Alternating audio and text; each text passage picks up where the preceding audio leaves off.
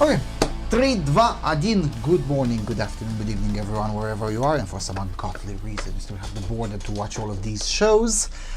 Welcome to the 4th edition of the Occasional Podcast. As always, alongside me is my colleague Miguel. Say hi to everyone. Hello. Yeah, it's quite an impromptu set on a balcony of an apartment previously inhabited by the communist nomenclatura. So, it's that's all that could have been, what could have been done. I thought that's the translation in English for Atât s-a putut, isn't it, Victor? Yeah. Unfortunately, Victor doesn't fit into the frame because I don't have enough cameras for that, but so last time we did the Occasional Podcast was about a year and a half ago. I believe so, yes. And we left it off then with we'll see what happens, because we spent a lot of time discussing about the pandemic. At that time your position was that this is a baby. We don't know much yet. There are a lot of things to be considered. You were very thoughtful at the time, considering that most of the world was in big hysteria I mode. was attempting to give as much of a benefit of the doubt to every possibility, because at that point it still was extraordinarily unpredictable. The research that was done at that point in time was just in its primary stages as well. I mean, you could kind of see a little bit of the writing in the wall when there was, let's say, an unusual level of undue reaction to the pandemic and the vaccine, especially. Yeah, at the time the vaccine was still in a theory when we taped the 3rd episode. We still had roughly no idea because it wasn't on the market yet. Most of the information that is now taken for granted, at least in the circles that actually follow these things closely, was just not even as a rumor at the time. But I remember in the last episode I did argue with you on the issue that, look, our hospitals had been empty. In the meantime, there was the second, much bigger wave of infections that swept through this country that somewhat gave the impression that, okay, maybe it's not that light of a disease as I thought then, but it's still quite light in the end. 50 years ago, we wouldn't blink. We wouldn't have had any kind of panic related to this. This would have been basically, a little bit more than a flu, and that's it. That's how the reaction would have been. People would have acted accordingly. Nobody would be wearing masks, really. I'm not sure if it is correct, but at least in terms of spread, probably not, but in terms of morbidity, even the Delta wave, which allegedly had a high degree of morbidity, was still not as bad as the Hong Kong flu that also went full pandemic. But admittedly, that one wasn't that spread. And the reason I mentioned the Hong Kong flu is because in the last days of 2021, I was trying to find references in the Romanian communist press about the Hong Kong flu. And lo and behold, the press did report about it. On the 7th page of the 10-page newspaper, somewhere in the corner, barely mentioned, oh yeah, by the way, there is a harsher flu going on this season. If you know yourself to be reacting terribly for the flu, maybe you could avoid large crowds or things like that. And that was pretty much it. So no, the communists somehow weren't that panicked about this. But nowadays, the Chinese communists, and then subsequently the communists everywhere in the world, went much more panicked about it. Why didn't the late 60s commies, why weren't they so panicked as the present day ones are? I think the narrative has gone beyond the disease, right? As in, we've the importance of the narrative right now supersedes the importance of public health, the importance of the spread of adequate scientific information, things like that. We have created a scientific nomenclature that is very dogmatic, very reminiscent of the Inquisition era, actually. And I think that what this shows is not necessarily like some giant man behind the curtain trying to control everything, but I do think that maybe we have achieved a certain nexus of mass hysteria, which, of course, you cannot attribute to malice what you can attribute to stupidity, but there is a lot of opportunism going on. And I think that what I've discovered through my investigations is that for a large part, there were people that were waiting for something like this to happen, for an opportunity. Chief among them being the European Commission, which had its pilot program with vaccination certificates already done in 2018. Again, this is official information available. Yes, the code that I have looked at, which is the source code that they use for the infrastructure behind the green certificates, right? I know I'm not supposed to have this source code, but I got it anyway. The age of the code, and I can tell that some of the libraries that they were using were back in 2020. The versions that they cite in the comments, when you can see the commentary inside the code, it says lib TLS use this version, right? And in this version this has been deprecated, etc., etc., etc.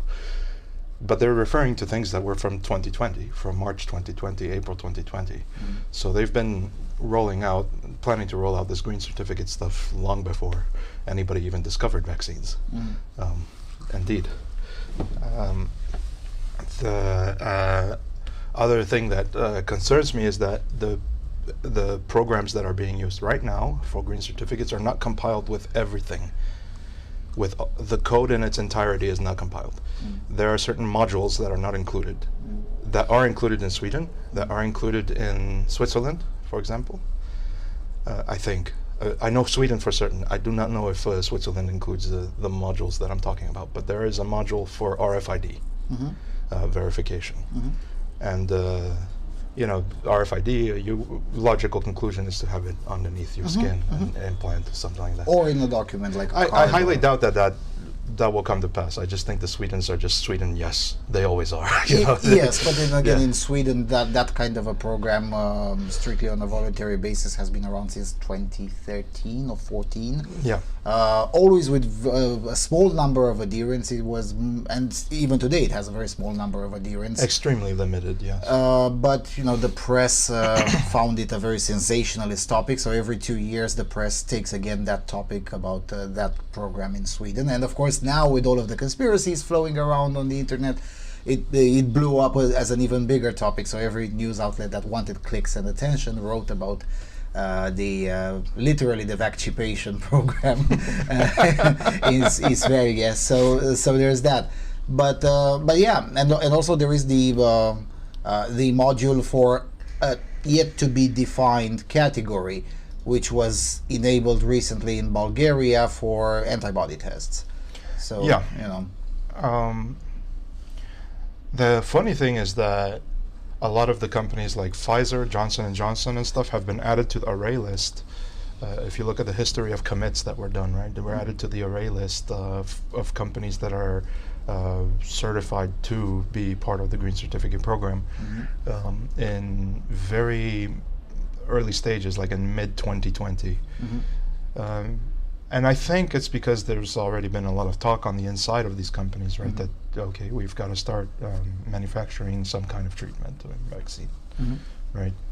Yeah, admittedly, towards decidedly in the latter half of 2012. But you can't say now that the conspiracy theorists have absolutely no grounds upon which, and this is the problem, is that now there's this massive Streisand effect happening in multiple layers in society, because it's quite fascinating. Yeah, it's like a giant onion that you just peel back the layers and you can see all sorts of Streisand effects that have been happening throughout the years, and realizing, wait a second, this is some people that have previously not been very well informed are starting to realize, wait a second, this is the level to which we've been lied to.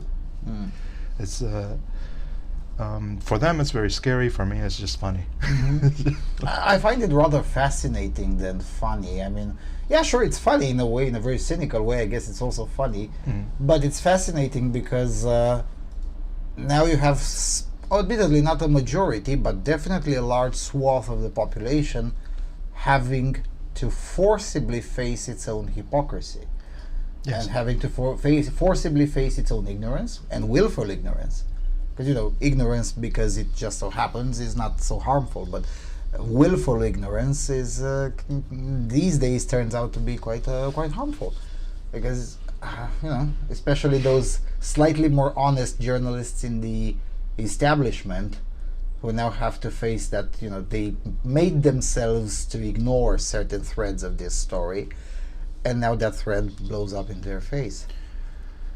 I think going beyond the narrative, beyond everything we've just been talking about right now, I think it all culminates in a sort of in one very simple truth, that our society only was able to get the way that it is right now because we as especially our generation, right, we as individuals are so mortally afraid of death, I would like to say mortally afraid of death, yeah, that we are at the point at which we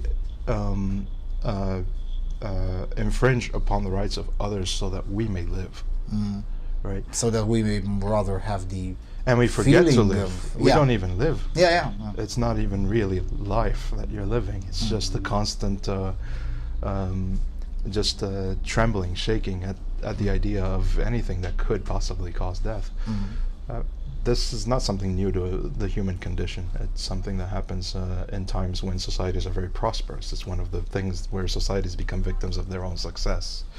Ni s-a urât cu binele, you know. And I hate to make parallels to the Roman Empire, but it's one of the most documented ancient civilizations, right? So that's why it's so easy to actually make parallels to that. But there was a time, right, in not 500 BC, like 200 BC, 300 BC, right, when they lost about 10% of their entire male population and pushed on and told the Carthaginians, yes, that they are going to surrender.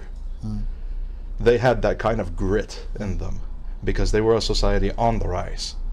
When they had already risen 300, 400 years later, they can't even possibly tolerate the death of 2,000 of their soldiers, let alone the 80,000 that they lost in the Carthaginian wars. On a smaller population, yeah. Or 80,000 in one battle. I don't think that was a great society to live in at that time either, but both of them represent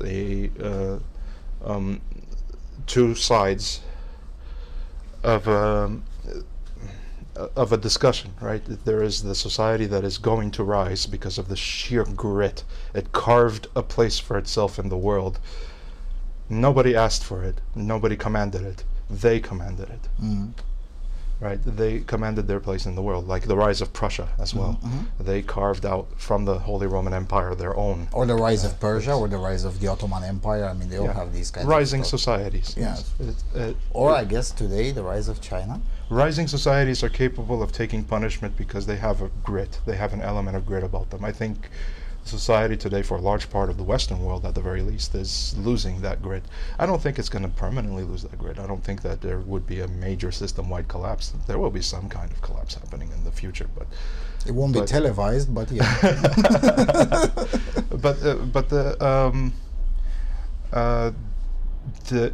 It's a sign of some sort of decay. There is a bit of decay. There is a rot. The decadence. Yes. There's a rot eating at our fundamentals in a way. Yeah. Because, you know, I was looking, for instance, I guess in Romania we do have a much closer historical memory with the previous, really the last serious pandemic, which was the Spanish flu. And I was reading documents from 1918, just before our great unification. The top doctors sounded like Raed Arafat today. Stay indoors, wear masks, avoid large gatherings. And the people then had the grit to immediately tell the great experts of the time to just fuck off, Because we have the great unification to be doing. So hundreds of thousands of people traveled from all over the country to gather in Alba Iulia and proclaim unification. Screw the experts. And yes, about 10% of the people who went there died a few weeks later of the Spanish flu.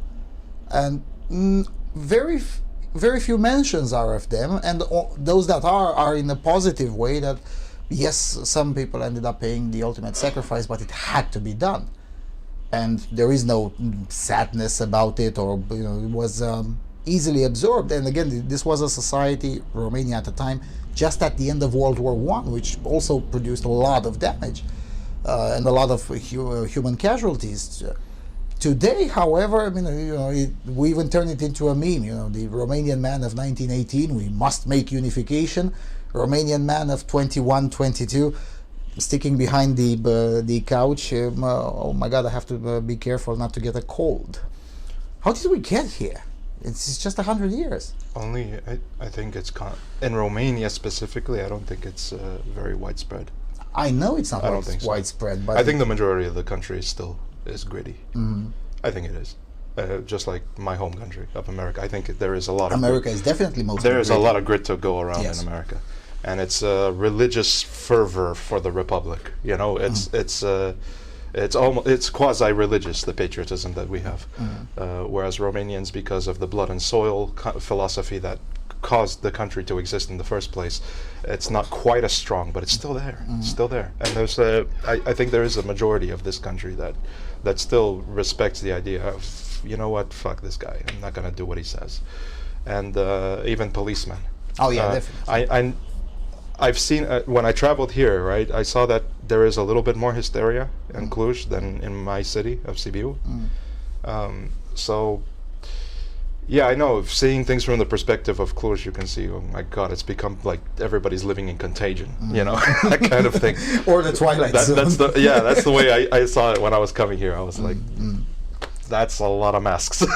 but even so, even this city, which we've dubbed Panic Art Central on the Romanian language podcast, is still at its worst, still better than the footage that I'm getting routinely from our collaborators in Amsterdam or in Milan. Yeah, absolutely. It's absolutely. Still, even this city, which we routinely mock for its stupidity and its gullibility and we should continue to mock. Of course. I'm not saying we shouldn't, but what I'm trying to emphasize is that even at its worst, it's still slightly better or significantly better. Yeah, obviously we have to ask ourselves the question, compared to what, right?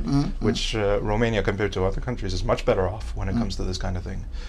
Poland as well, Hungary, Czech Republic, Bulgaria. Slovakia, after kicking out their honk minister. Yeah. No, these countries are still doing quite well. Even Austria, population-wise, is doing very well. Yeah, but institutionally, they're even more fucked than we are. It depends on which institutions you're talking about, too. Because the institutions are kind of having a little bit of a cold civil war there. Yes, the Constitutional Court, a civil war against the government, just like here. Yeah. Just like here. Look, there's hope even stretching all the way to Austria. And even in France, Even in France, especially in the south and the southwest, those French people, they don't give a fuck. They don't give a fuck about this. Yeah, the pandemic has been over in southern France since January. Yeah. And even northwest in Bretagne. Yeah. And no, I don't think that as a society we have lost that en masse, right? But in the concentrated urban areas, urbanization has led to a kind of, this kind of sophist thinking that we're better than everyone else, and to be better you must, and because of that our lives are so precious that we must preserve them at any cost, even at the cost of the freedom of everyone else, right? But where I come from Sibiu, right, even the police doesn't really give a crap, I break rules in front of them, I say hi to them, they say hi back, it's not a problem. And it's a rather civilized city. It's not like, we're just completely anarchic without any law and order. It's just that the police decided not to enforce stupid laws. They're not even laws anyway, so there's that. They're just mandates that are, it's the dog barking at the fucking tree, that's all. What causes cities to have this? I mean, it's a conversation that I keep on getting back to. I would recommend people to look at the Mouse Utopia experiment. That's the answer. There you go. Because it doesn't even seem to matter anymore whether it's monarchy or fascism or communism or democracy or republic or whatever. It doesn't matter. Cities just tend to go full balloony sooner or later. Not always. Almost always. Almost always. Yeah. I mean, even in China, right? I mean, if you discount the Xinjiang experiment, most of the lunacy is in the cities. The Sichuan province, for instance, nobody cares what the party thinks in Sichuan. But if you go into the more crowded provinces that contain very large metropolises with tens of millions of people, that's where the regime is the strongest. In Europe, same thing. I mean, big cities tend to be because there are fewer points of access to information in big cities. They are more consolidated. That's what I mean. There are multiple points, but they're all consolidated under one particular mentality, right? Whereas you get more diversity of ideas as you go through a more geographically dispersed area. But wasn't this supposed to be the opposite? I mean, everyone gathers into the city, and that's how you get a more diversity of ideas, because usually culture emerges in the cities. I didn't say that that's a nature of cities, and maybe I should rephrase this because I'm probably not making a whole lot of sense with what I'm saying. What I'm saying is that you can have the potential in a large metropolitan area, right, to consolidate access to information under a certain barrier, behind a certain wall. Let's put it that way. Whereas it's a little bit harder to go to a geographically dispersed area and try to do the same thing. In the churches, for example, during the Spanish Inquisition, if you went to the countryside, you're probably a lot safer from the Inquisition than in the cities, because of the fact that it was much more concentrated. It's a target-rich environment, basically. That's what cities are. I mean, if you drop a bomb on I'm not trying to make any suggestions here, but if you drop a bomb on the countryside, fewer people will die than if you drop a bomb on a city, right? It's the same thing. If you drop a bomb of misinformation on a city, more people will be affected by it than bombs of misinformation in the countryside. That's what I'm saying. There is the potential of that scenario, and that scenario is being exercised in larger urban areas. On the other hand, there's the potential for the exact opposite to happen as well, where, for example, in Miami, there's a giant amount of solidarity with fuck the authorities, let's go Brandon, that kind of thing. Yeah. And it happens, that you drop a bomb of Republican fervor into a city and it explodes to a much larger extent. That's how America was founded. It was founded in an urban environment. There were a lot of cities very close to each other: Boston, Massachusetts, Philadelphia, Pennsylvania, New York, all the places that really are very rotten today, but they back then were extremely useful for the foundation of the country. Without those people and without those ideas spreading so quickly, because of the fact that the printing press didn't have to go very far to distribute their papers, we wouldn't have had the great revolutionary army that we were able to do, the Continental Army. Yeah, but now since you brought this one up, which is true, the historical fact, aren't the cities inherently revolutionary?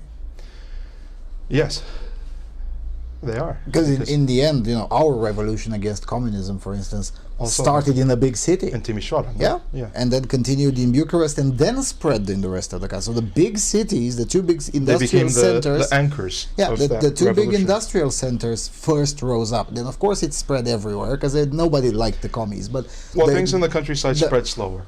That's the thing. Information spreads more slowly in the countryside.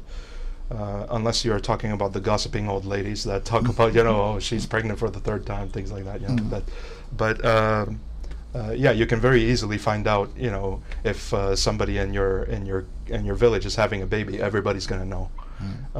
That information spreads quickly. But even that may take 2 or 3 days, whereas in the cities, a piece of information. In the city, nobody cares. Yes, but in That's the the thing. in the city, if you're someone that cares, let's say you're the daughter of the mayor, within minutes the entire planet may know because someone will write about it on Twitter. Look, in a city, if you're living very crowded among people, most of those people, the vast majority of those people, are people you really care nothing about. They could die tomorrow and you'll never hear about it. Whereas somebody dies in the village that I used to live in Hilisado, everybody knew about it. People went to his funeral. Everybody was, going to the story family. about that and individual. They told stories about him, and he had a history in that community. It was a very strong tie to that community. That's why revolutions don't happen that well over there, because people aren't willing to kill each other that much in those smaller, tighter knit communities. Whereas cities tend to be very loose, so you can very easily convince the Jacobins could have very easily convinced half of the city of Paris to rise up and go and kill a whole bunch of other civilians because they didn't have any kind of strong relations with those other people. That's why cities probably tend to be a little bit more revolutionary. It's a good thing, it's a bad thing. I don't know. Sometimes it is, sometimes it isn't. It's like technology, right? It's a tool. What you use it for is the morality of it is only what you use it for, not the tool itself. Yeah. It's decided by the user. But aren't some tools just too dangerous to be permitted? Are they? Maybe. I don't know. I can't really tell you of any tool that I think is really too dangerous for human beings, in essence, to manipulate. I mean, we came up with the nuclear bomb, for example, and then mutually assured destruction, which actually kept things in check, on one hand. On the other hand, I don't think we have anything that can really fully eradicate us by ourselves. And even at that, I think we have to try very hard to do so. I don't think that we are really that much in putting ourselves in danger. I don't know. I think I don't know. I don't think urbanization, for example, is a dangerous thing. I think some ideas can be dangerous, some ideas cannot, but that's still up to us to decide as people. The impetus is with us. Well, the narrative, because that's how you started, the narrative has gone ahead and it takes precedence over any serious consideration of public health and whatnot. It's January the 2nd or the 3rd when we're taping.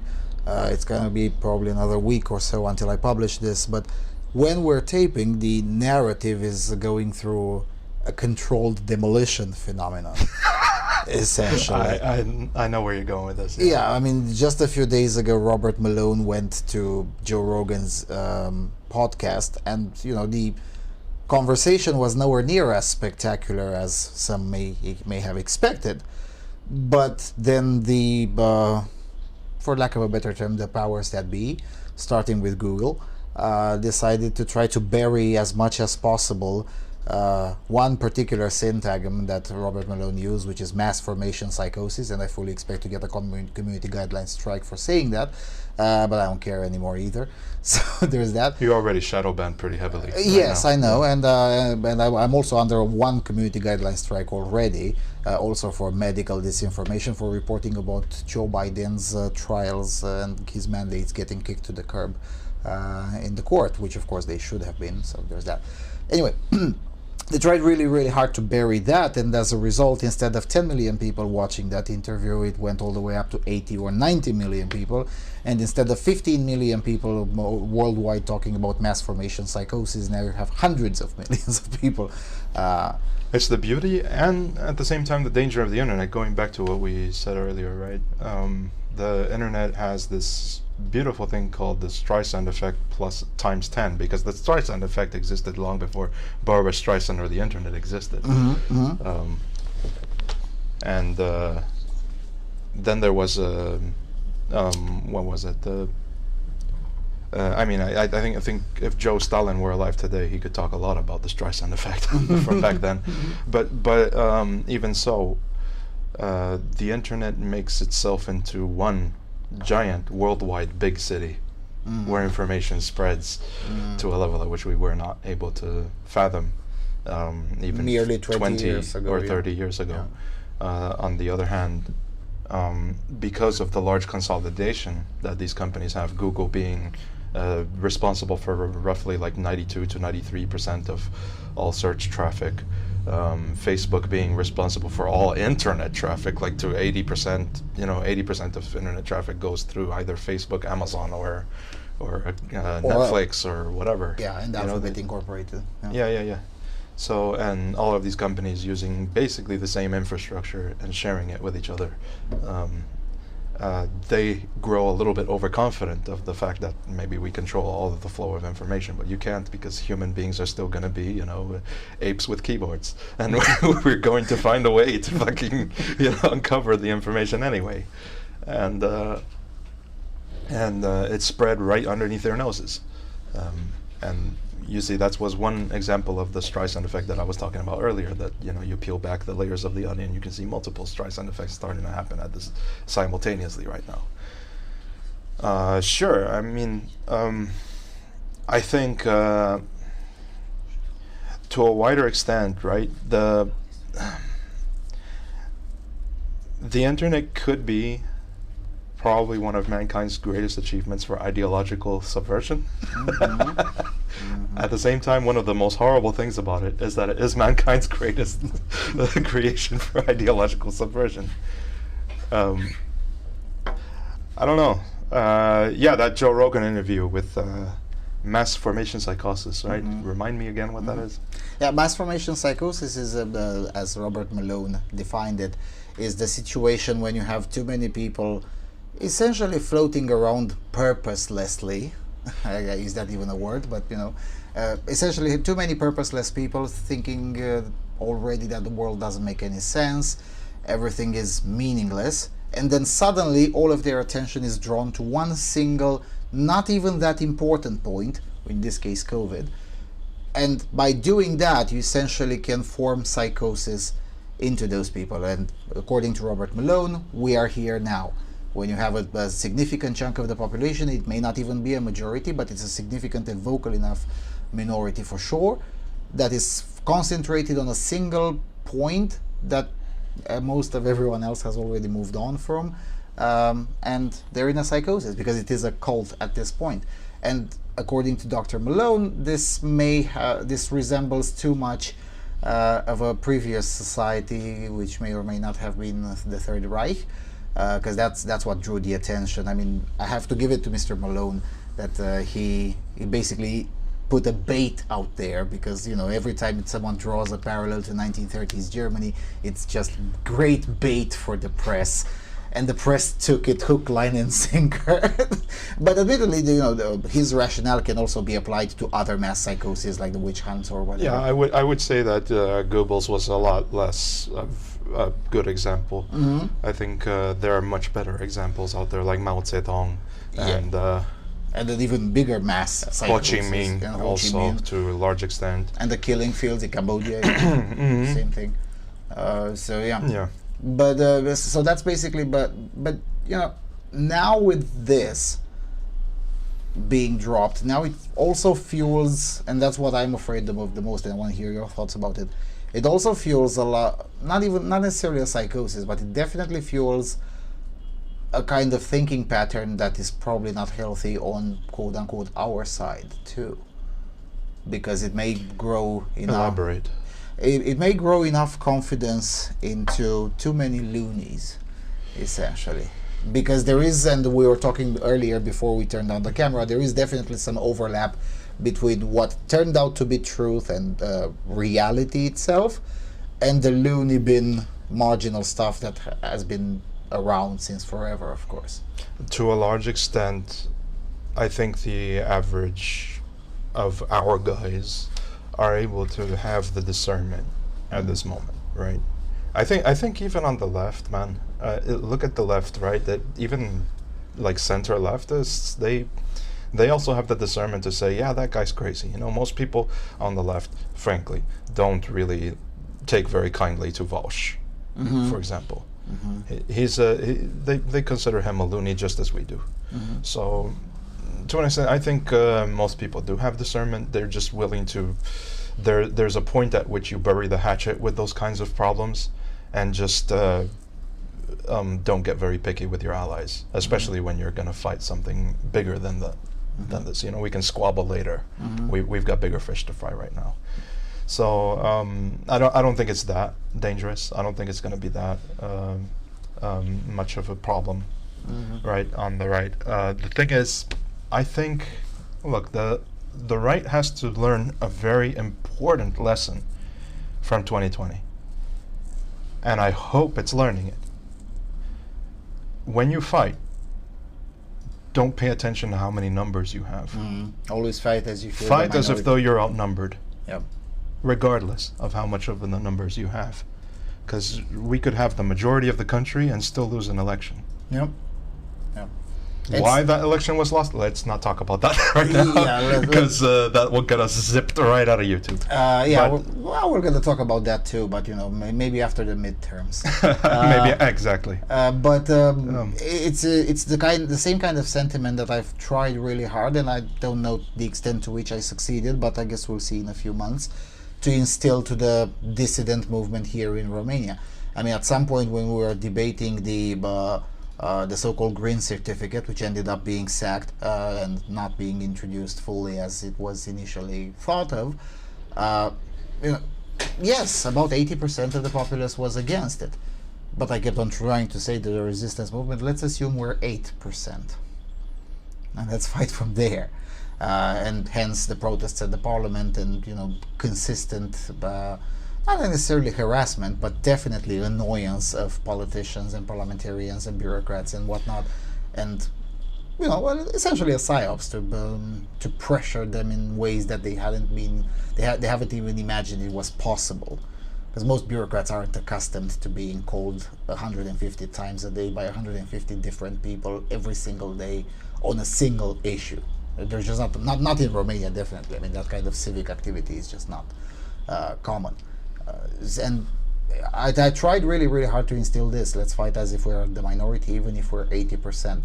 And more importantly, don't care if you're the minority. That's another important aspect, because there's a lot of people that are like, I'm going to be just 1 out of 100 protesters out in the street. What does it matter? No, don't care. Just go.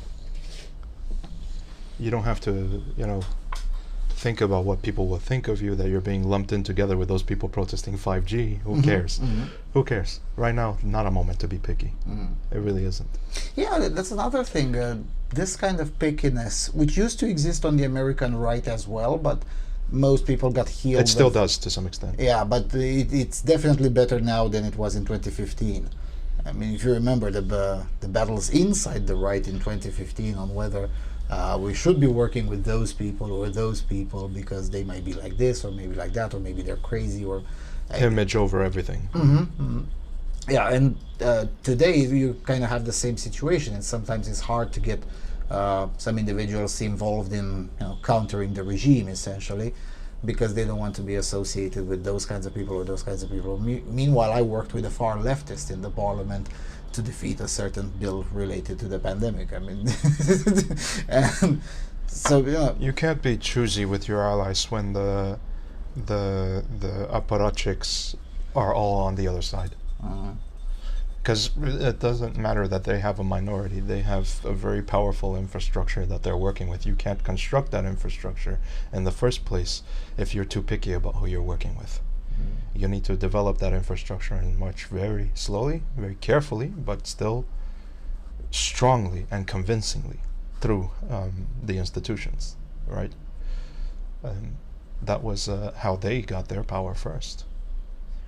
Yeah, they had 100 years of long march through institutions. What did they have? They allied with the anarchists, for fuck's sake, man. The Mao was okay with the anarchists when he didn't need them anymore. He slaughtered them, but, you know, he was perfectly okay to take, you know, the, what was it, the Kojang clique or something like that. I don't recall what it was called, but it was a fully anarchist collective and stuff like that. And he said, yeah, come fight with us.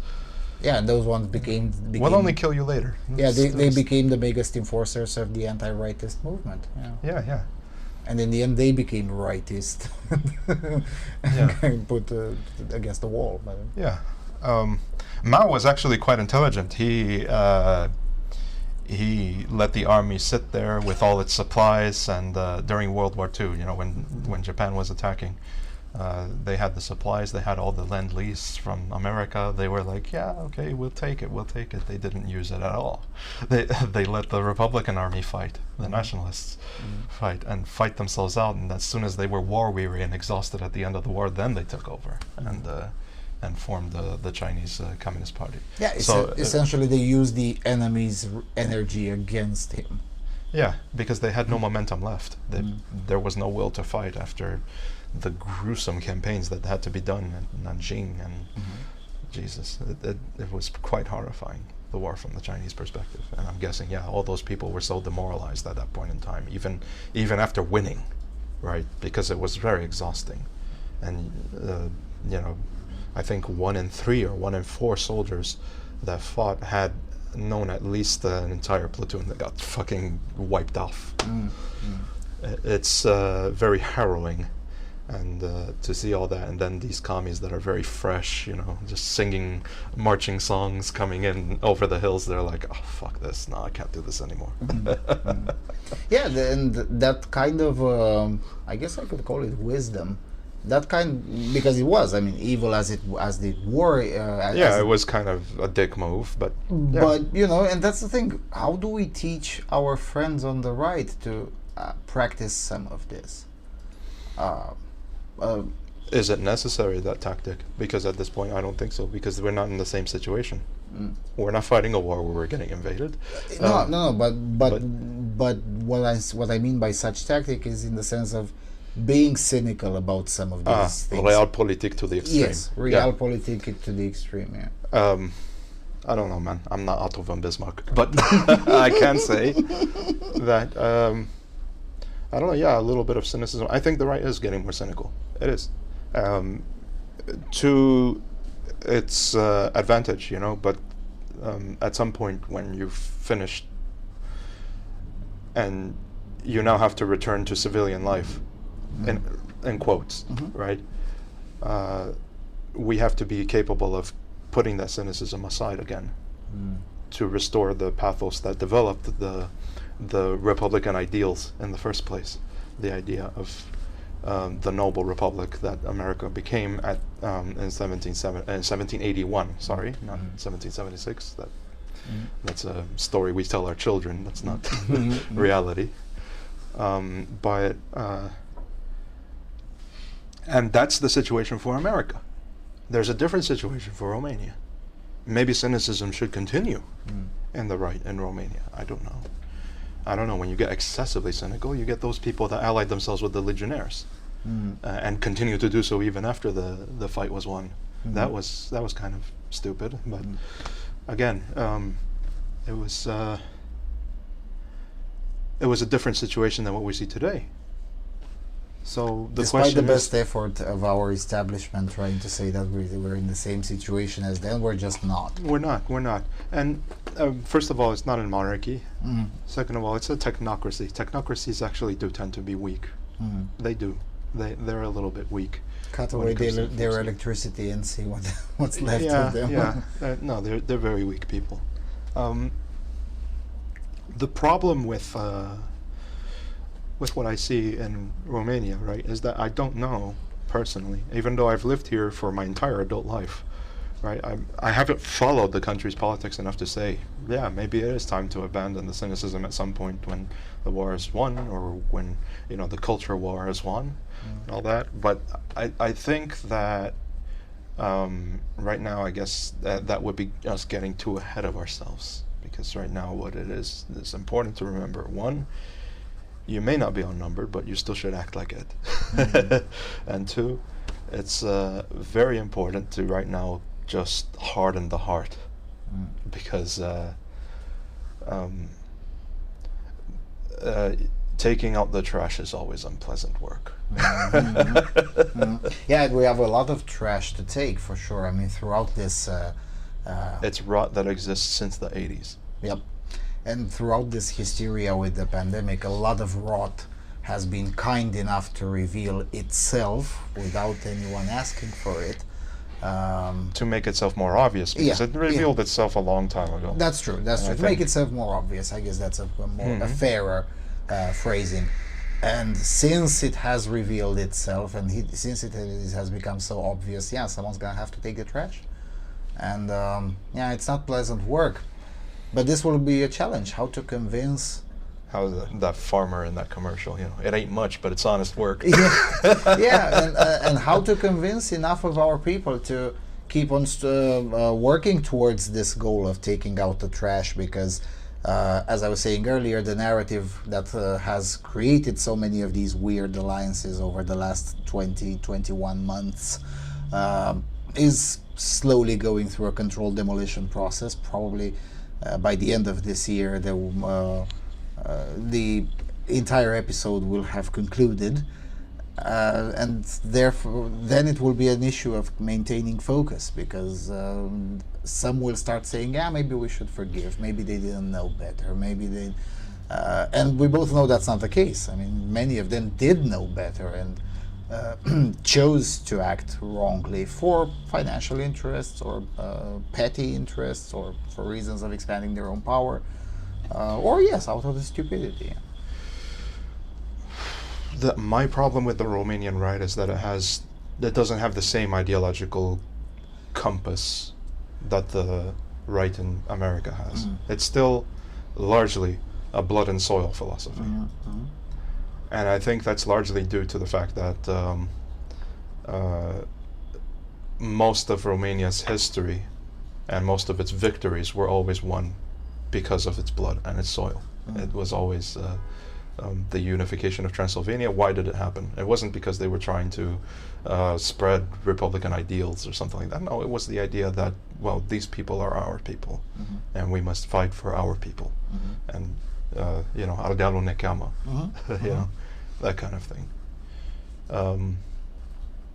I don't know. I think probably there will have to come a time when this has to be reassessed on the Romanian right. It has to be, because I don't know how sustainable that is today.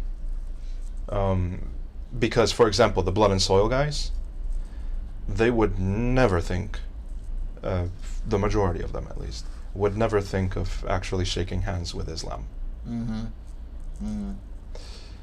And that's something very controversial to say on the right at this point, which is just puzzling, because there is a lot more that we have in common with Islamists, not all Islamists, but the Hanafi school, these kinds of people that are a little bit more reformist. There's a lot more that we have in common with these people than we have with the commies, than we have with the left. So, or with the Bergoglian church. And there's a lot of them in Europe right now. Ironically, the left has invited its own demise by inviting these people, because they're highly conservative. As soon as they get over the whole "gimme that's," phenomenon, they're gonna start thinking about their culture. They're gonna start thinking about the moral bankruptcy that is around them, and they're not gonna tolerate that as much as we do. I would like to counter that point with the fact that we've been living very well with Hanafi Muslims for over 150 years. Some of them chose to fight for our independence against the Ottoman Empire. So I don't think that will be necessarily a big problem on the Romanian right. It may be a problem on the wider European right, for sure, but at least in our case, I don't think it will be such a big issue. And this is already being discussed in some quote-unquote far-right circles. For example, those Muslims didn't want the Grand Mosque just as much as the Orthodox population. In 2015, when was the mosque scandal, but the Muslims sided with us. And the against Muslims sided with. So even our cucked president refused to have an affirmative action Muslim prime minister just to please the left. Even though the left had just won the elections, and also most Muslims in this country would have ended up hating him in the first place. Yes, because if I recall. So at least at this tiny point, it may not be an issue, but on a wider European scale, it's gonna be a difficult situation, because it's not just the Romanian right. Most of the right in Europe is blood and soil, as you discussed it. I mean, the French right is very similar. I guess Polish Definitely Polish, definitely Hungarian. I guess the Eric Zemmour wing is a little bit less blood and soil, but not by much. But that's because, Eric Zemmour personally is a bit different individual. He's a Jewish Algerian who thinks himself. Okay, I think I might have heard of him. Unfortunately, I didn't follow French politics so closely. When I did lately, I was kind of surprised by what I saw, because I had thought, France has given into entropy. Oh, everything's over. No, it's not. No, it's not. It's far not. from over. France is actually pretty full of elan right now, especially on the right. And France is also going through this kind of realignment. I mean, now you you see slowly the yellow vest movement, which was colloquially thought of as a left-wing one, which, by the way, was wrong, because the yellow vest movement started as a movement against the tax hike, so it was definitely not inherently left-wing. But for a while, leftists tried to infiltrate it, and now obviously they failed, because now the yellow vests are showing up at right-wing protests, and then there is a strong realignment in a way. It's also realignment from blood and soil, because the French right is aligning itself more with the American right at this moment. Not the center right, but a little bit further from center. They are aligning themselves with American philosophy of the idea of the noble republic, not the one that cuts everybody's head off. Admittedly, the current 7th or 5th republic is not really that edgy as the first republic. But these kinds of things will take time. And on some aspects, we actually need results within this decade. And they're finding a lot of common ground with Islam, like we discussed earlier too. Especially because, at this moment they see that they are attacking leftists. They're like, "Oh, let's egg them on,"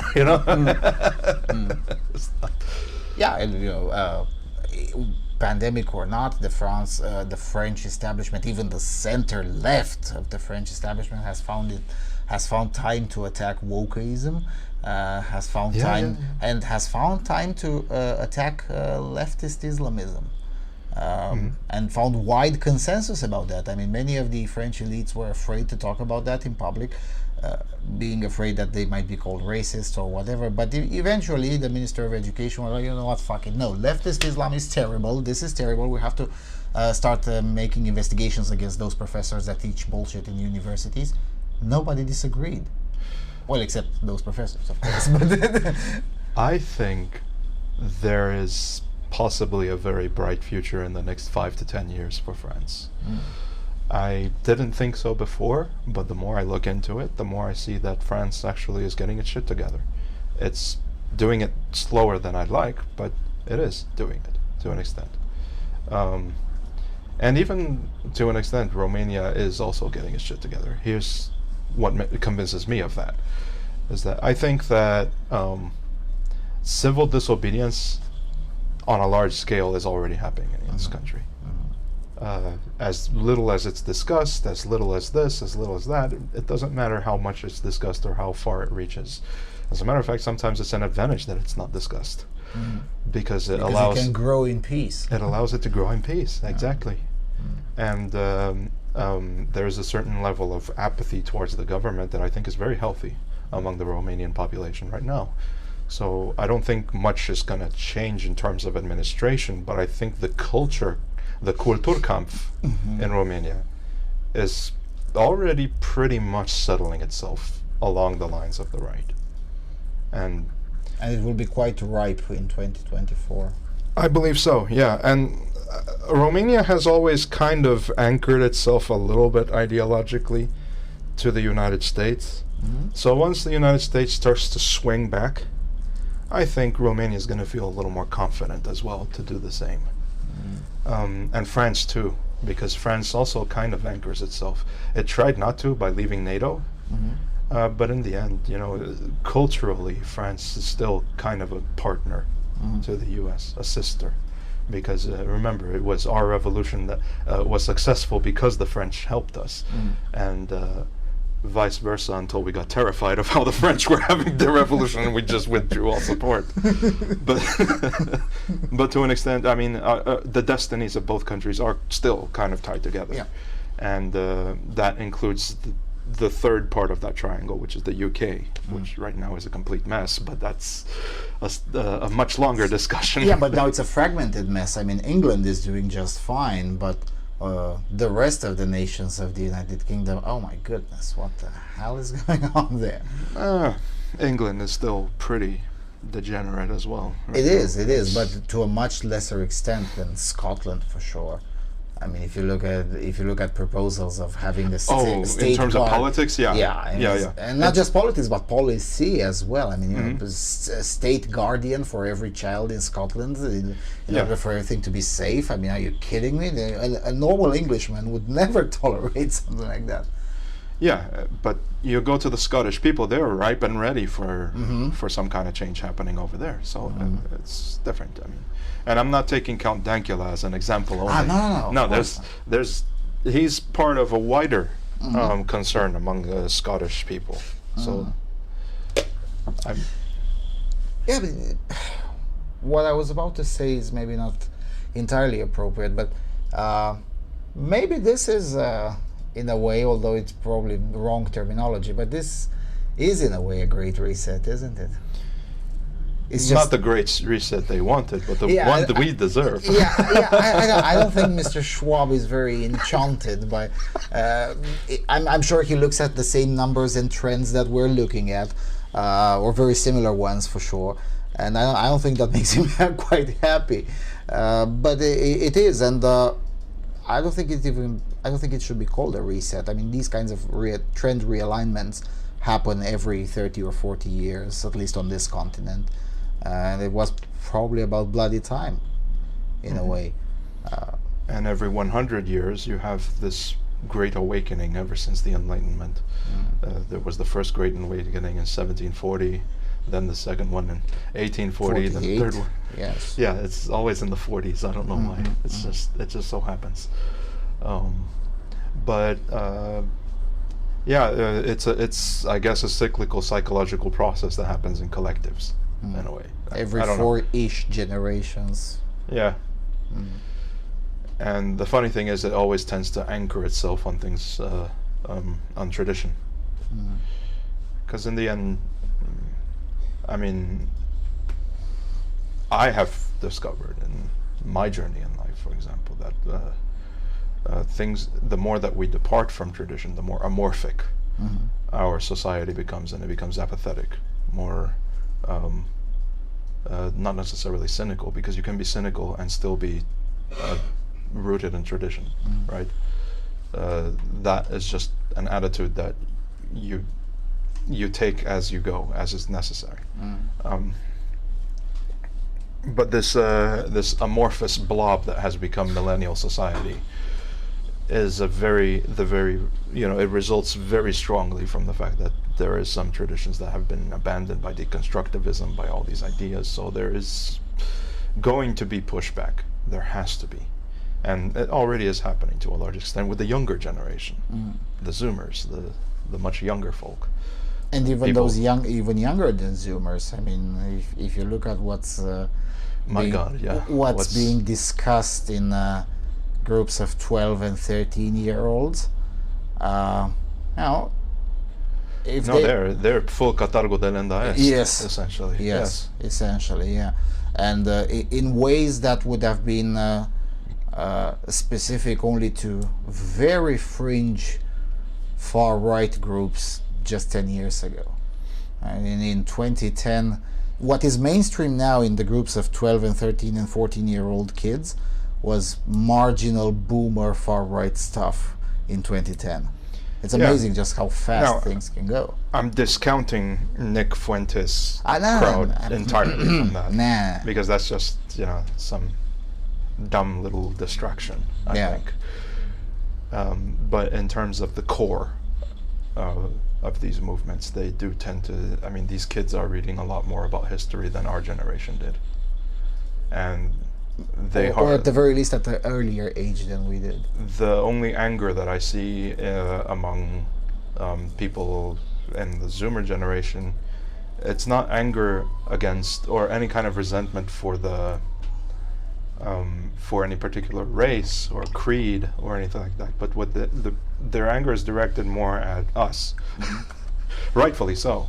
Yeah. And it's anger that's directed specifically from a place of, we were there, it was awesome, why the fuck did you have to ruin it? That kind of thing. Well, isn't that part of the normal process? I mean, you know, in 2008 and 9 and 10, the younger millennials were blaming their parents for allowing, quote, neoliberalism to happen, That was not, unquote. but that blame came from what place? It came from an idea of trying to shift away their own inadequacies. Yes. As individuals. It was not the work on yourself and make yourself the best version you can be against the tide of boomers. Because there is some truth to the idea that, yeah, this whole credit-based economy and all the bullshit that happened as a result of the great boomer generation, the generation Y that came after that and stuff like that. There's people that are just obsessed with trying to bundle up as much credit as they can, buying things they don't need with money they don't have, and then just creating this giant globular cluster of economic tomfuckery that eventually led to a system in which the future is going to have to pay forever for the mistakes of that generation. You know, but yeah, sure, you see that and you go, well, I shouldn't work anyway, because what's the use? Or do you say, you know what, it's time to turn the tide and make things right again? Millennials chose the former, not the latter. So we are as much a part of the problem as our forebears. We are. We just perpetuated that mistake. With the exception of us who essentially figured out that, hold on a second, it's not mandatory.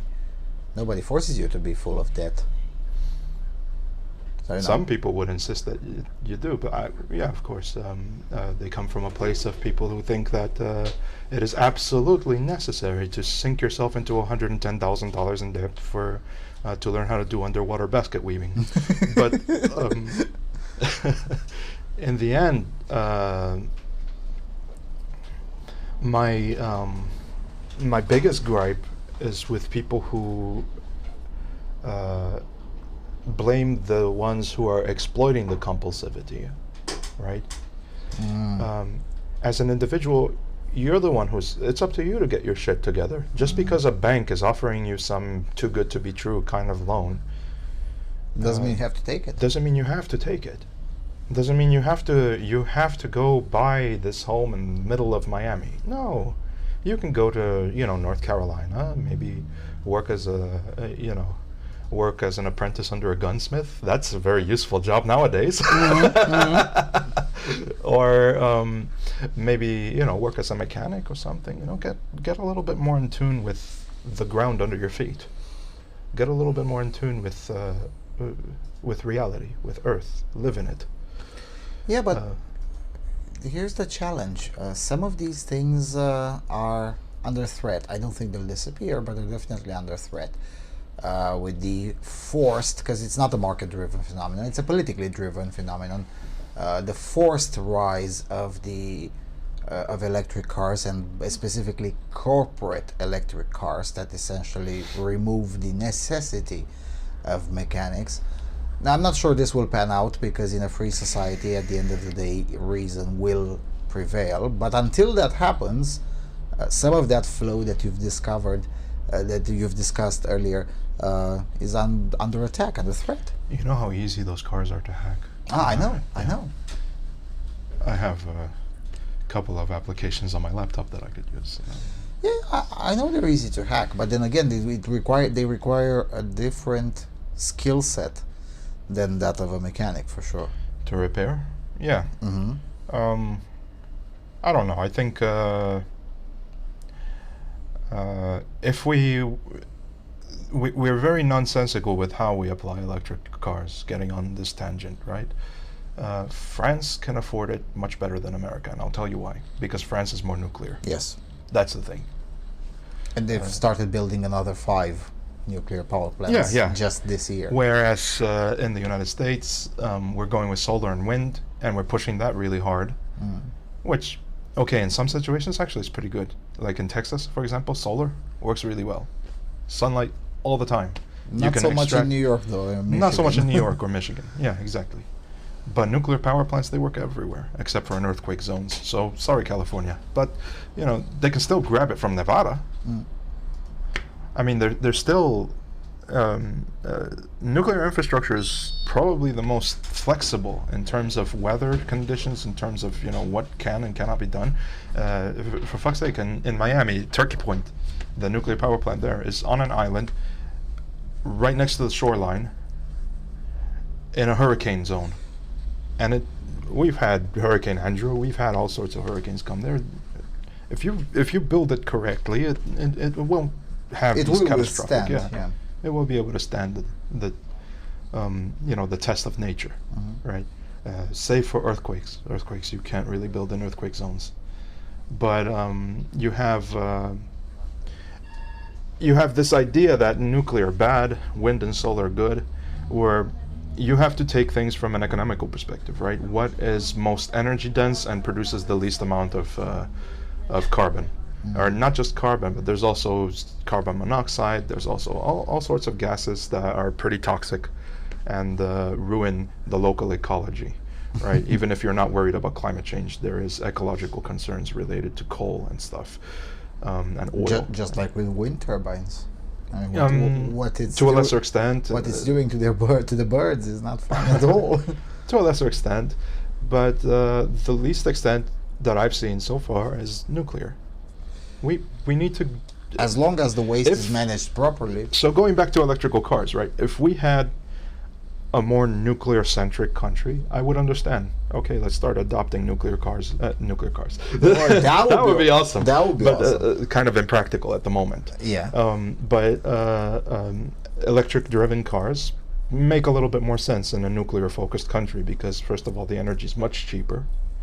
It comes from an extraordinarily energy-dense source.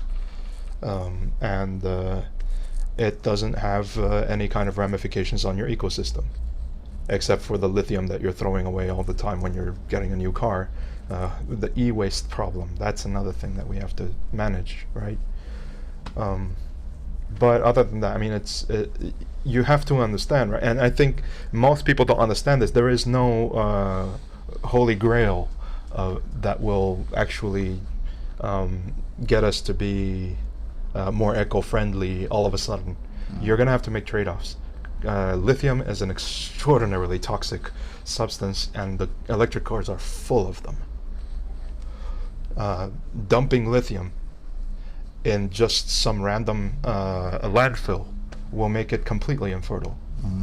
It will really damage for hundreds or local thousands ecology. of years. Yes.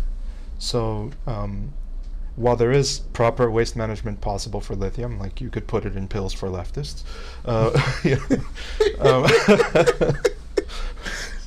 but while there is proper waste management protocols for lithium, I don't think everybody's capable of following them, especially in the countryside. I think in the countryside, you're not going to go when you decide to dump your car, which, by the way, you usually don't, but electric cars, there's a certain limit to their lifespan that other types of cars do not have.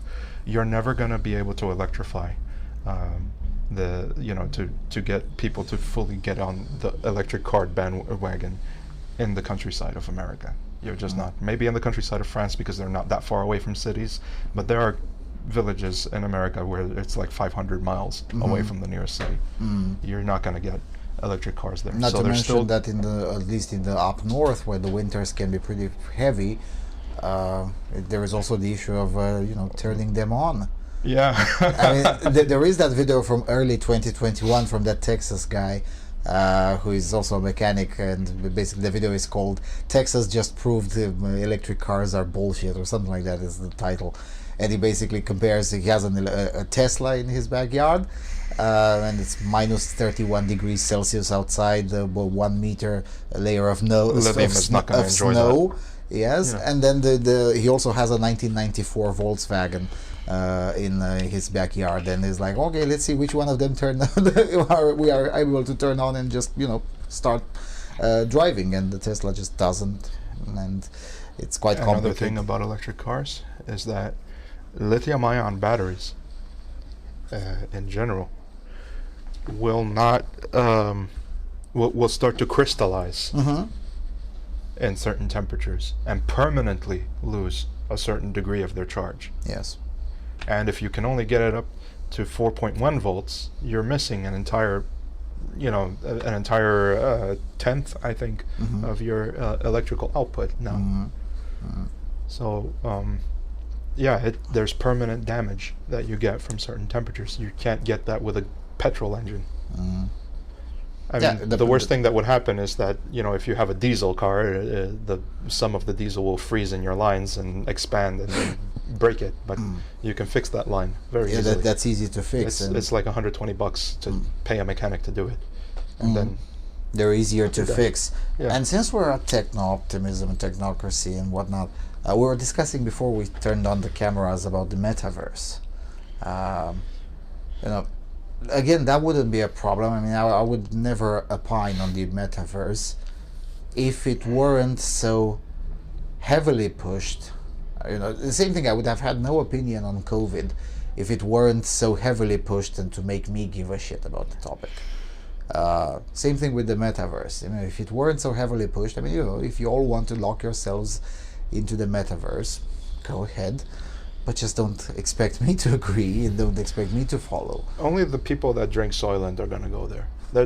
I'm going to tell you, I don't think that project is going to have much success.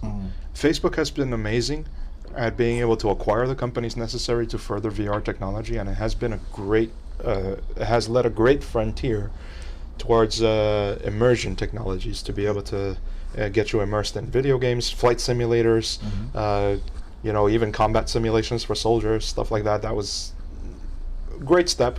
I think it's taking a step a little bit too far this way in thinking that people are going to mass adopt this metaverse concept. I don't think so. It's too much uncanny valley for at least most of us, old farts. And not just old farts. I mean, one thing that I've noticed with the pandemic, and I was a bit surprised because I expected the phenomenon to happen. I just didn't expect it to be so wide. When the whole hysteria started, and everyone was subjected to wide-scale propaganda bombardment of stay indoors, do as many things as possible online and whatnot. I was saying, well, live in the pod, basically. Live in the pod, basically, yeah. So I was thinking, well, some of these younger peeps, probably even a majority of them who are already quite lazy and spend a lot of time on their computer, will probably be very happy as a result of this. And that turned out to be true for about a month or so. But then it stopped being true. Yeah, even agoraphobes were really lamenting the fact that they couldn't go meet some friends or stuff like that. Yeah. And even as the hysteria was slightly, flattened a bit, I mean, then the restrictions were loosened and whatnot. Again, from a propaganda standpoint, because in reality no restrictions existed, as evidence that nothing happened to me by breaking every single recommendation. So there's that. But as the restrictions were loosened, it still did not appeal as much as I expected it to. And in fact, even those who would have been the target audience for this spend as much time as possible online thingy, even then ended up not really agreeing. And only a tiny portion of the population of the target. If you're used to doing something, you're doing something because you chose to do it. When somebody tells you to do it, even if you enjoy it, your first instinct is to say "fuck you." Yeah, kind of like I did in 2020 on Easter, when the president of Romania said, "Don't go to the church on Easter." I hadn't been to the church on Easter since 1999. In 2020, my president told me that I'm not allowed to. Therefore, I went to the church because I'm like, well, now I want to go. You said I'm not allowed to? Who the fuck are you to tell me that? Now I want to go to the church, and I did. Of course, nothing happened, but the point is that this kind of in literature is called psychological reactance. it appeared where few people expected it to appear, and it did not appear where most would have expected it to appear. Thing is, our leaders used to be a bit more intelligent than that, using reverse psychology. For example, Friedrich Wilhelm II from Hohenzollern, right? The king of Prussia, Friedrich the Grosse. He introduced the potato to Germany, and people were thinking to themselves, "What the fuck is this food?" And he wanted to encourage them to eat the food, to eat potatoes. Potatoes are great, you know. But they were thinking to themselves, "Well, I'll have my liquid bread and my solid bread. I already have enough of this stuff." But potatoes were more reliable, right? Especially at the time. And to get them to eat potatoes, he put them in the royal garden, without any fences. Instructed the guards to not guard them so closely, and people started stealing the potatoes from the royal garden, and that's how he popularized the potato, because he said, "Well, this you cannot eat." All of a sudden, they wanted to eat it. Yeah, because the forbidden fruit is It's the forbidden fruit. Yeah. But in this case, the intention was clearly to get as many people as possible to lock themselves into the online world. I don't know if that was exactly the intention, but well, okay, let me rephrase. Yeah. The politicians, at least some of them, seriously believed that we're dealing with a serious disease, and their intention was to convince as many people as possible to stay at home as much as possible. Okay, I get where you're coming and the tech companies wanted to exploit that situation to get as many people as possible to use their products. And get unbelievably rich, yes. Yeah, and get unbelievably rich in the process. And that appeared to be working for a much shorter while than I guess anyone expected it. And that's a difficult phenomenon to explain. Miami, for example, had a very big boom in the club scene during those days, because people were going and were going out. They were like, "Yeah, no, I'm tired of having my government mandated internet." There was a lockdown in Florida for a while, but it only lasted about, I think, a month or two. A month, yeah. And all of the restrictions were lifted in September 2020, even before vaccines existed. Not uniformly, but yeah, in the big metropolitan centers like Miami, Tallahassee, Jackson, these places, yeah, sure. The big problem was Tampa. It was always pushing back. Even now, Tampa is. Yeah, they're pushing back with that.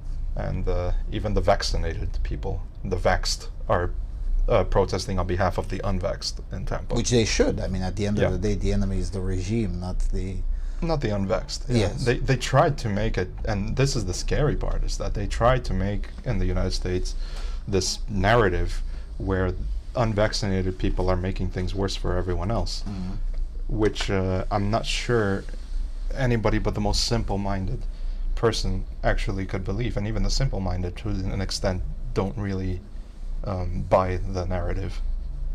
I was attempted here as well, but flattened quite fast, because by their own numbers, those of us unstung are still a strong majority. So it was quite difficult because, and again, I guess historical context helps, because still a significant chunk of the population has been through a previous dictatorship.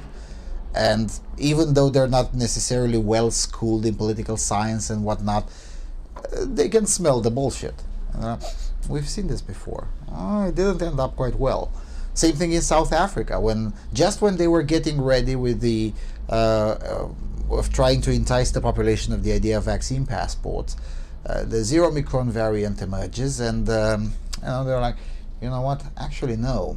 Why? Because you can't really introduce apartheid in Zuid Africa without enough people starting asking, hold on a second, what? We've been here before. We've been here before. And, just these days, as we're taping, Desmond Tutu's funeral is occurring. So, it's not a great moment to tell the South African population that, welcome to apartheid again. So, historical context sometimes matters.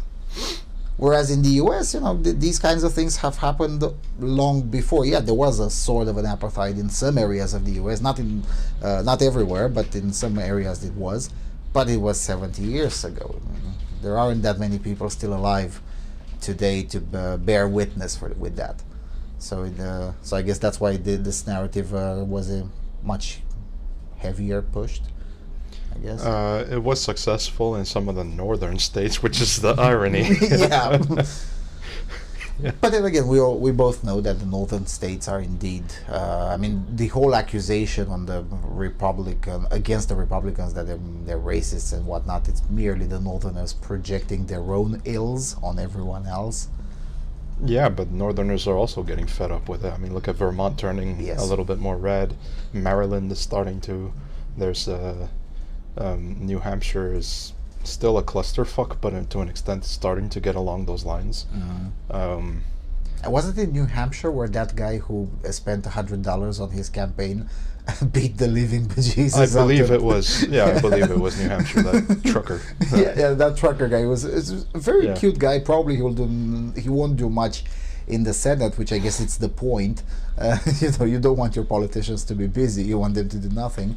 But it was still funny that the people in a deep blue area were much more willing to vote for that guy than a seasoned politician who spent millions for his campaign and is very well connected to the establishment and whatnot, and could actually do things for that community. The Democrat Party is currently going through the same situation that the Whig Party did a long time ago. Or was it the Federalists? I'm starting to really get hazy with my memory. But I think it was the Whigs that they started to get very desperate, try to grab power, and they did so by such drastic means that the population started to resent them. Even the population that was on their side started to resent them, because the party was essentially dying, and the last gasp of a dying party is always desperation and authoritarianism. And for all the accusations fortification of elections. Yes, for all the accusations that were leveled against Republicans that are inherently authoritarian, here it is an occasion to be authoritarian, which is the pandemic. Republicans were surprisingly, a few exceptions here and there, I guess Ohio would be an exception, but generally speaking, Republicans were surprisingly restrained from exercising authoritarianism, whereas those who routinely accused them of being authoritarian had no restraint on going full insane. And I'm sure the average voter sees that. You think, in terms of, well, put yourself in their perspective, right? You know that you have no mandate to rule. Yes. From the population. Yes. The only key to power that you have right now is the deep state, and even that one is eroding. Yeah, and it's starting to fracture as well. So the cracks, you can see them at the seams. They are starting to form, and the fissures are getting deeper. The only thing you can do to push back at this moment is to go full ham before your time runs out. And hopefully, from that perspective, right? Hopefully, you can retain at least a semblance of power afterwards and come out of it at least somewhat intact. The thing is, they pushed a little bit too hard on the elastic and it's snapping. And now they have no choice but to double down. They have put themselves in a situation in which they have to double down. Yeah, I mean, today it would be a difficult job to be a Democrat strategist. Yes, it would. I mean, I don't envy them at all. Yeah, I don't envy them at all, because with my biases included, I routinely try when I work at campaigns, whether it's here or in Hungary or in Poland or for intermediate customers in the United States, I always try to do this. What would I do if I were to be working for the other party?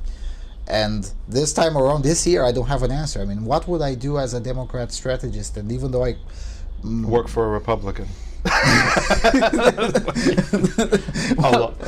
That's happening. I'll be doing that anyway, but what I'm saying is that this time, even though I claim to be a very good political consultant, and most of my customers agree, but even so, I mean, I don't have an answer. I mean, what would I do if I were to be a Democrat strategist now? What would I advise them? And I'm like, shit, mate. If I were for an individual politician, I would tell them defect. I think that's what Joe Manchin is getting in his ear right now. Yes. I think should Joe Manchin defect? I think he's reluctant to. I think the Republican Party would also have some reluctance in accepting him. That's why I'm asking you. Should he defect? I don't know. I'm not that closely tied to the situation that I can actually say whether or not to defect. I think at this point, if you're going with your heart, defect. You know, and if that's it, if pathos is the only thing that's guiding you right now, defect. Because you know you are in a very rotten institution. And having a defection, I think, would earn you some of the respect of your constituency, ironically. Yes, because he could legitimately, without any sense of irony, claim that I didn't left the party left me. Yeah. Kind and of I choose my country over my party. Yeah. It happened before I think with the governor in West Virginia, I think. So you know, he wouldn't even be the first politician in the modern era to do so. Well, right now, the Republicans do have currently a majority in the Senate. They're de facto, yes. De facto, because Chuck Schumer insists on sitting on that chair, even though it's not his anymore, because there are two independents now that used to be Democrats, and then with Joe Manchin's and who else? What was that other? I think Salima, or I don't remember the other ones. Whatever. There's two more senators, right, including Joe Manchin, who are just very wavered. But even if they stay Democrat, that puts Republicans at a 50-48 majority. Yes, that's in the true. Senate. That's true. Still, isn't it? I mean, you know, maybe you're a bit more optimistic than I am. But in many ways, I do feel, and please do correct me if you think I'm wrong, I do feel that we've been very close to a nasty situation, and it all relied on just one vote, Joe Manchin's vote, essentially, with the whole Build Back Better thingy. Because if that had passed, at least economically, it would have sent a shock wave that would have amplified the terrifying situation in not necessarily unpredictable ways, but difficult to predict ways. I'm gonna be a little bit cynical and say, what's $3.5 trillion among friends anyway? Because That's right now true. America's problems are much bigger than economical. Even if they, That's true. It's the, you know, if we can survive financial bankruptcy, we cannot survive moral bankruptcy. Moral bankruptcy, yes.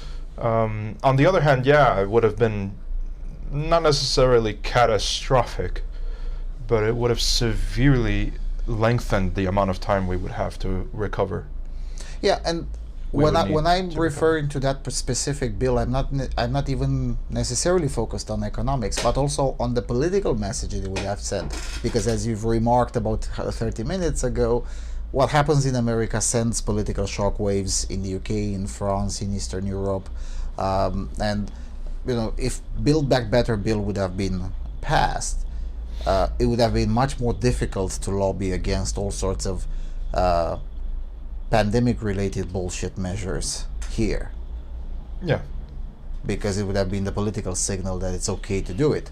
Whereas that not passing, then it became much easier for me personally to lobby politicians here, because they were saying, yeah, well, you know, from the US we're also getting mixed signals, so yeah, probably we shouldn't do it. I mean, you know, especially not against an 80% opposition. I mean, do we really want to piss off 80% of the population with no backing? Probably not. So, you know, and that's a bit terrifying. Maybe I'm exaggerating by using the word terrifying, but it makes me feel a bit uneasy that things like these can hang from just one vote in the Senate. Not for long, but yeah. Currently, as it is, yeah. And the reason I'm mentioning all of this is that maybe for the future we should try to avoid these situations to begin with, and not have it hang from just one thread. What I think was more important to focus on was the idea of court packing. And the reason why that isn't really on the cards right now is because they can see the writing on the wall for 2022 and they just don't want to push the envelope even further. I hope they should. I hope they do, but... Well, I would hope that they don't use court packing to push the envelope, because that's something very difficult to undo. A $3.5 trillion package you can undo. You can reverse the course of that takes you in economically over time. You know, it would probably take a couple of 100 years to undo what was done to the court if you pack it. True. But then again, Thinking with the power of the century, True. But then again, the previous attempt at packing the court also eventually ended up failing. I'm talking about FDR. Even though FDR's own party rebelled against him. Yes. Yeah. Even though FDR's deep state, let's put it this way, was much stronger than the Joe Biden's administration. Absolutely. For sure. Yes. So in that case, in that situation, at least from this perspective, the Republic, the American Republic, ended up being much more resilient than even some of its friends gave it credit for. Yeah. Just 10 years ago. Yeah. Yeah. I think the American Republic is a bit weakened and tattered at this moment, but it's not completely frayed. And I don't think a full fray will happen at this point because the Republicans are unwilling to budge at the moment.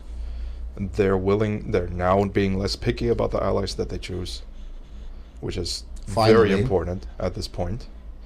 Later on, once we let the Democrat Party go the way of the Whigs, split the Republican Party into the paleocons that should all be helicoptered, but at least I can agree somewhat with them.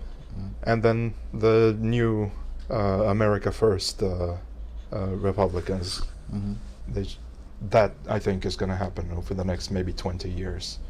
I think so. I think that the Democrat Party is very close to a parallel. I can draw a very strong parallel between that and the last 3 years of the Whigs.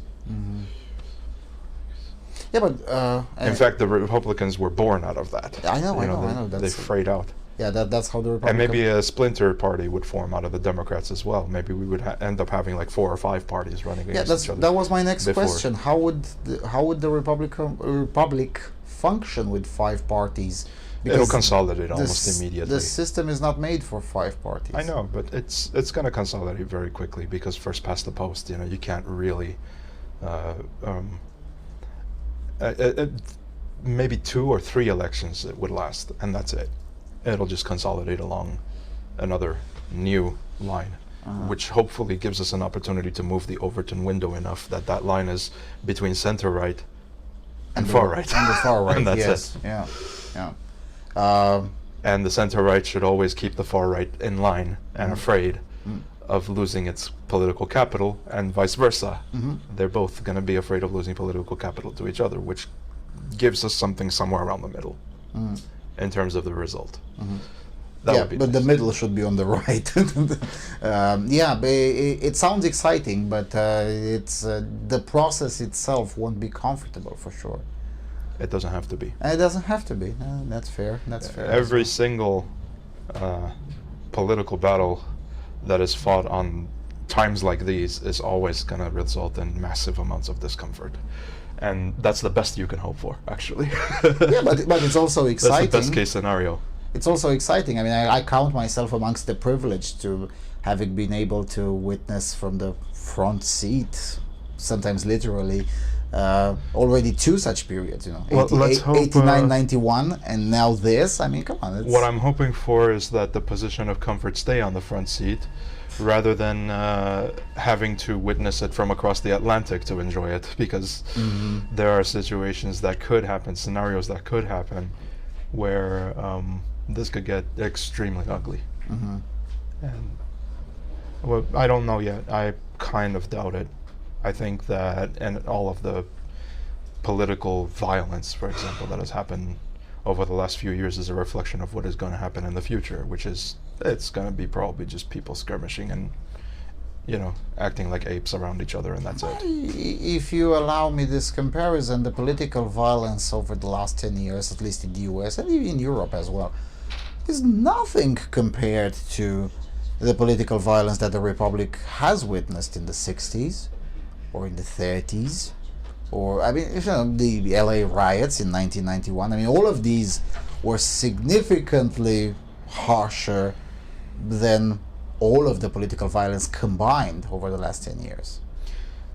we're also living under this media empire, or the Democrat media complex, as Andrew Breitbart used to call it, where any small skirmish is already a huge deal, even though it's really not. Scare porn. Scare porn, really, yes. Fear porn, yes. Yeah, they when people are bored and lazy and prosperous, anything small like this is gonna Kind of catch a lot of like headlines. at the end of the Carthage period, we could no longer tolerate 2,000 deaths, even though at the beginning of the process we were willing to tolerate 80,000 per battle, and was still good enough. Yeah. In a way, yeah. It's luckily, at least here. You don't even have to go that far back. Go to the Greatest Generation in 1930s, right? We were able to tolerate sending 2 million people to die. What was it? 200,000 Americans dying to capture that tiny island of Okinawa. The gigantic sacrifice that was made at the landings of Utah and at the landings of Normandy. Right? What was it? Utah and Omaha, Omaha Beach. Which Utah didn't experience as much of a problem, but Omaha was pretty bad. And then Iwo Jima with the Hacksaw Ridge, literally called Hacksaw Ridge because, you essentially were torn by a hacksaw as soon as you came across it. It was different times, and today, 21 years of war in Afghanistan lost us 2,000 men. And we're thinking to ourselves, no, let's let the Taliban run it, and we give up. I don't know. I frankly was okay with the idea that maybe we would have to withdraw from Afghanistan at some point, because it really is not as important a strategic, a strategic point as it was 21 years ago. Things have changed, but at the same time, we could have done it more cleanly than we did. Leaving people, abandoning them overnight, just that was a bit. Yeah, without even rewarding the individual allies properly. Yeah, that was probably a mistake. Other than that, yeah. And then kicking the Pashtun in the teeth because we gave the airfield over to freaking what was it, the Kabul airfield, over to the Taliban. That was insane. That was kind of disgraceful, frankly. But what are you gonna do? It's been done. Yeah, it's a done deal. Yeah. I mean, even so, I still don't think the Joe Biden administration will end up outpacing the Carter administration as the worst administration in living memory or recent memory. You can't compare the two. It's apples and oranges, because there's a significant difference, especially the context was different, especially in mental acuity of the president as well. Yes. That's why I said administration, not individual. Yeah, Jimmy Carter was perfectly mentally acute when he did all that bullshit. Yes, that's true. That's true. Always Uncle Joe will have the excuse that maybe he didn't know what he was doing. That's fair. That's fair. All right. What should we expect with the narrative relating to this fluffy cough that you're wearing on your T-shirt? What should we expect? It's January. The Zero Omicron variant is sweeping through the European population and the US population as well. Lots of people are coughing. No one's really getting to the hospital. Yeah. Nothing really serious is happening. It's also FDA approved. Technically, it should be FDA It should approved be- it because has it has a- a very low death rate. It has a lower death rate than some of the clot shots, for sure, yes. Yeah. So, I don't know. I think the narrative will continue to fail, but it will continue to be pushed. For how much Because longer? I don't know. It could be maybe a year, maybe 10 years. Who knows? Who knows? It's right now. The door is open for us to just say fuck it, not do anything related to it. And to a large extent, people are doing that. So, really, does it matter if the bird is chirping if no one's around to hear it? It doesn't matter. It's the whole tree True. falling in the woods kind of thing. True, although it's still a lot of inconvenient stuff. I mean, in some countries I still have to pay a bribe so they can release a paper that says that I'm COVID safe, which kind of annoys me. I mean, I prefer to pay an honest bribe rather than a tribute to. They removed smoking from planes. They put the TSA. All these things were supposed to be temporary, and they eventually became permanent. Expect, I think, for at least some of the policies for international travel happening now to stay for a while, until demand drops enough that they start to get a little desperate and say, wait, we need to kind of loosen up because we need to let people fly and pay us to transport them to places, because still, these airlines rely on money to run their planes. Yeah, and their profit margins are really thin, so... At this moment, it's close to retail in terms of margins. Yes. It's that bad. Yeah. Although with smoking in the planes, it has tacitly been making a comeback, at least when it comes to Eastern European lines, because... Yeah, no, even smoking in planes, I mean, people don't really mind that, being told not to smoke in a plane. Okay, fine, I can understand. All right. It's a closed metal tube. The air circulation may not be the best in some of the planes, especially ATR-42s and stuff like that. Okay, understood. But the ridiculous levels at which we're going to tell 3-year-olds to get masked and stuff like that is probably going to disappear at some point, because airlines get a lot of bad press out of that. Even from New York Times, even from cosmopolitan newspapers, they are not on the side of the airline. If you read the articles, they actually don't really. Now, in fairness, the airliners themselves aren't really on the side of that either. I mean, recently the CEO of Delta, I think, testified in the Congress that the entire policy is very likely useless, and I think there are going to be some things that will stick in international travel. The Pandora's box has already been opened that states that airlines are perfectly within their rights to deny passengers because of a lack of a certain vaccine or this or that. These things have already existed, but only as international policy. For example, going to Zimbabwe, you have to get shot for what? Yellow fever, dengue, I think. No, just yellow fever. Yellow fever. Dengue is over in India. In India, and the yellow fever is actually recommended. It's not mandatory. Oh, it's only mandatory in Ethiopia. I would recommend it anyway. Yeah, I took it. That is something. I took it as well when I went. The cost-benefit analysis is definitely. But it wasn't mandatory. That's what I'm saying. Because part of the delegation that came with me refused, and that it may have been obligatory in the past. I don't know. No, in Ethiopia it's still obligatory. Okay. Yeah, but this has always been something that was enforced internationally. Whether the COVID vaccine would continue to be enforced, I don't know for how much longer it would be. I think at some point they're going to stop enforcing it. Yeah, because it's a lot more difficult to enforce it. Yeah, but I think it's going to stick around for a while, for quite a bit of a while. As far as the day-to-day life of average citizens, I can expect that that's going to just continue to become normal. People are very tired of this, and remember, police officers also have families that are tired of this. They have brothers that are tired of this, children that are tired of this. They de facto are now just not enforcing laws that they're being told to enforce in the United States and in Romania too, and in France and in Italy. Especially Italy. Italy has a lot of police that are just sick and tired of it. Yeah, and much to my surprise, most recently, Germany. The rule-obsessed Germany, the police officers are trying to say... Rule-obsessed only in Bremen, only in... and North Rhine-Westphalia, yes. Yeah. But even there, some police officers are now publicly coming out and say, you know what, no, there's just no. Yeah, I think in München, for example, you can expect to see that more and more measures are going to be unenforced. Nuremberg especially, but in Bremen, of course, they're going to stay very cancerous for a while.